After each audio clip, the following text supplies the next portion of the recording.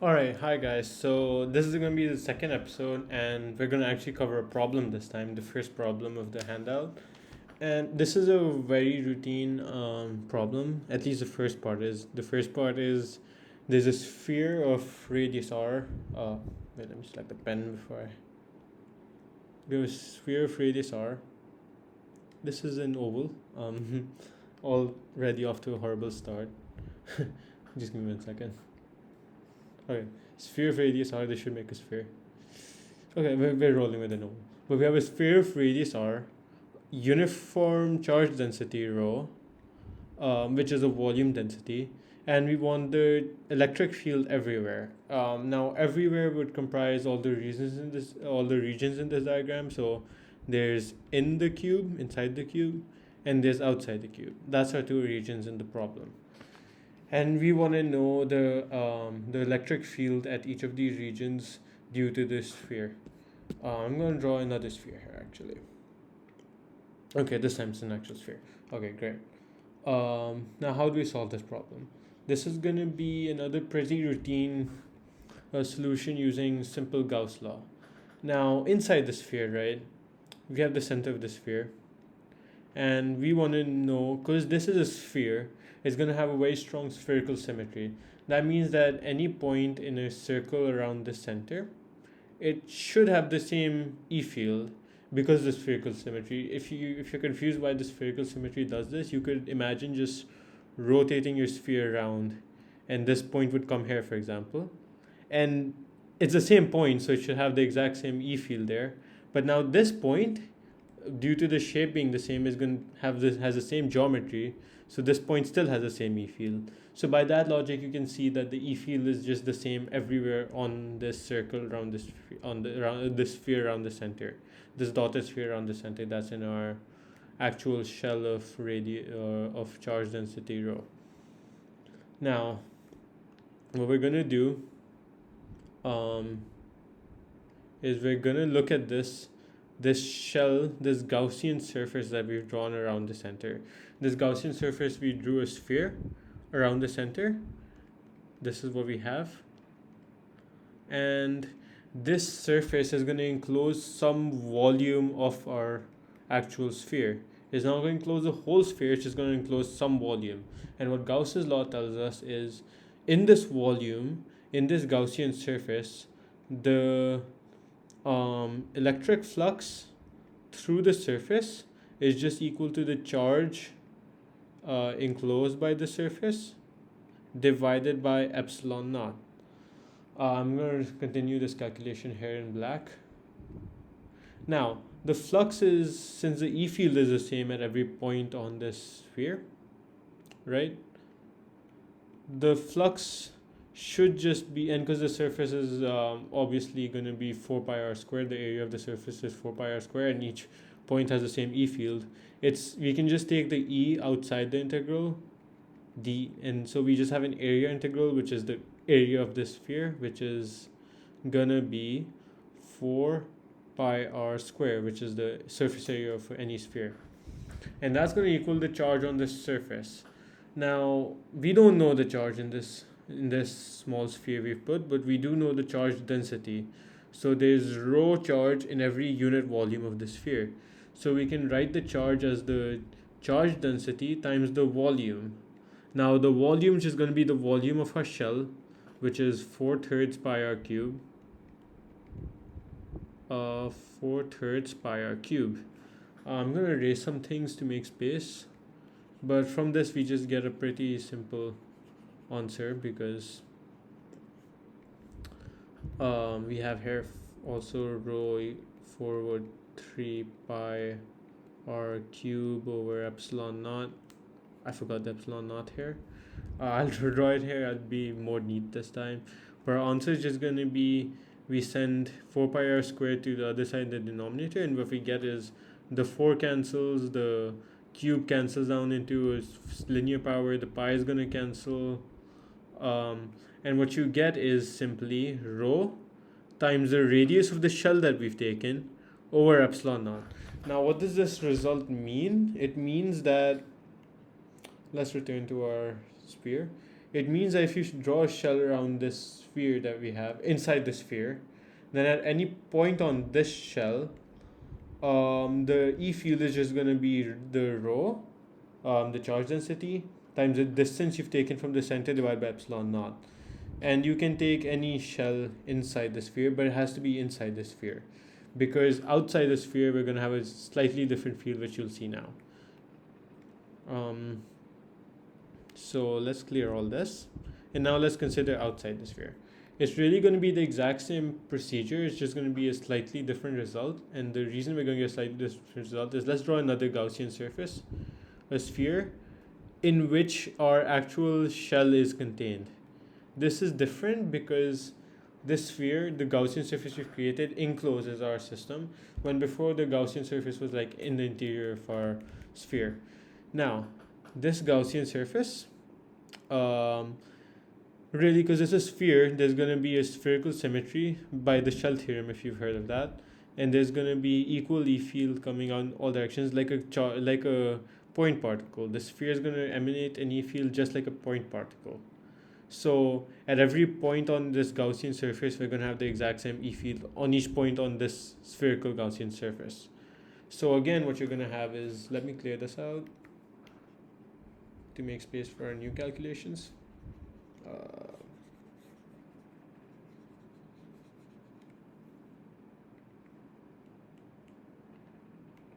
What you're going to have is the E again comes out of the integral. We get EdA equals rho, and this time the volume is going to be a little different. Keep in mind that we want the charge enclosed in the sphere, inside the Gaussian surface, sorry, and that equals rho times all the volume that is in volume of charge that's in the sphere, which is really just our spherical shell here, which has a radius of r. So now the volume of this is 4/3 pi capital R cubed over epsilon naught. And this, as you'll see just now, is going to be what makes the difference between the inner field and the outer field, their values. So this is what we get. Now, dA is just going to be the area of our Gaussian surface, not our shell. It's going to be the area of our Gaussian surface. We're finding the flux over our Gaussian surface, which is out there. And that's going to be 4 pi r square, where r is the radius of our Gaussian surface and capital R is our actual sphere. And then we have rho over epsilon naught 4/3 pi r cubed. We cancel the 4, we cancel the pi, and what we get is our field is simply rho, sorry, this is supposed to be capital R, rho capital R cubed over 3r square epsilon naught.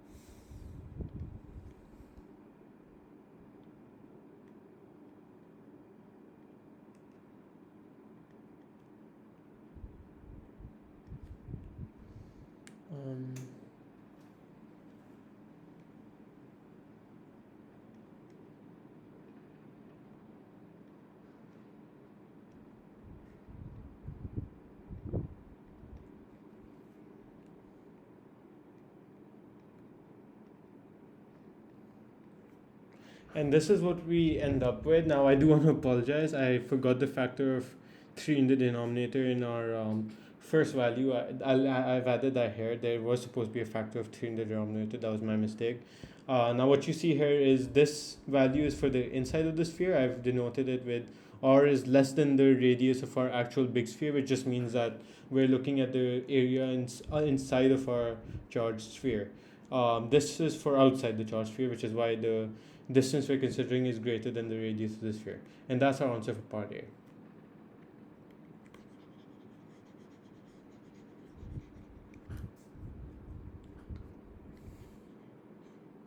Now for part B, what we have in part B is we have two spheres, each of radius r, carrying uniform charge. So basically the same setup here, except we have one with the charge density rho as before, and one with a negative charge density of minus rho.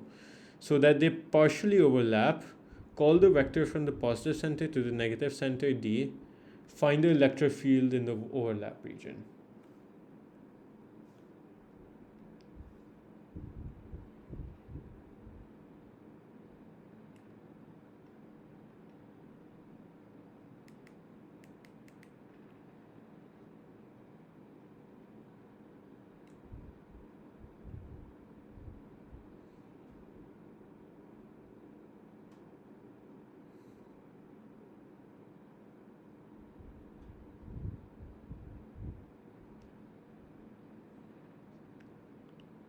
Okay, now what I've done is I've drawn two spheres. The little they should be the same radius and the same size. I know that the right one's a little bigger, but you have to excuse me on that. I don't want to draw it again, to be honest, because this software is very annoying with drawing shapes, and it shouldn't make much of a difference. Why isn't this line straightening? So what I really want to show here for this loop, oh my god, I'm sorry, I'm still getting used to this software. What I really want to show here is how to solve this, because this is going to have a bit of an unorthodox solution. In E&M, you don't usually have to work with for Olympiad problems in this way with using actual vectors, at least on these types of problems. But see that there's a hint in the question as to why we have to solve it this way. Call the vector from positive center to negative center d. So what it's saying is there's a, oh my god, what the, okay, there's a, this is has charge density positive rho, this has minus rho, and the vector from the positive center to the negative center is d. Now I'm not going to draw d here, I'm actually going to draw d up here, simply because it's going to get in the way of other things I'm about to do on the diagram. So this is the vector d. Just know it's supposed to point from this center to that center, but I don't want to draw it there because it'll get cluttered in a second when I draw more things. Now what I'm trying to say is, because we have this vector d already given to us, it's actually going to be pretty convenient in this question to work with other vectors on our plane. And what other vectors we're going to work with, it's going to be a little hard to see why I'm doing this right now, but it's going to get clear at the end of the solution, and I'll try and justify it as best as I can. So this center of our first sphere, the positive sphere, let's call this center A1. It's a vector. We have a vector pointing from the origin to this center. I don't know why it deletes the things. And then we have another vector. Oh yeah, I didn't draw this way straight. Hold on. I have another vector A2 pointing from the origin to the center of the negatively charged sphere. And there's already the vector d down here. And now what I need is the field in this overlap region. Let's draw a vector from the origin to any arbitrary point in this overlap region. I didn't draw all the way, but a vector from the origin to an arbitrary point in the overlap region. And this is all you really need to construct to solve this problem, because there's a very clever trick here. And the trick here is that you remember from the first part, let's write down a result from the first part. We had in the first part that inside the sphere, the electric field at any point in the sphere is going to be rho, the charge density, over 3 epsilon naught, and then times the distance to that point from the center, so or some radius r. Now what you can do is you can write expressions for this result in vector form. Of course, this is supposed to be with the unit vector r is a radial field, so it's the radial unit vector. And what we're going to do is we're going to write down a vector expression for the E field at this point, which is some distance away from the centers of both. I forgot to label this vector. This vector is, let's call it vector x. from the center to the point in the overlap region. Now, for the positive sphere, the field due to the positive sphere on this point will be positive rho, which is the charge density, over 3 epsilon naught times, now this is the tricky part, is going to be the x vector minus the a1 vector. The reason is when you do this vector negation, what you get is a vector pointing here. You can try that out on a piece of paper. It'll be this vector pointing from the center to here, which is exactly what we need to write down our equation. That's what r is going to be, the distance from the center to the point on in the overlap region. And yeah, this is our expression, and that's going to give you the field. Now, that's just the field due to the positive sphere, like this sphere. We also want the field due to the negative sphere here, and it'll be a vector sum, which will give us the actual value in this region. It'll be the vector sum of the two fields. Now, the field due to the negative one, we're going to have minus rho this time because the charge density is minus 3 epsilon naught, and it's going to be the same concept but x1 minus a2.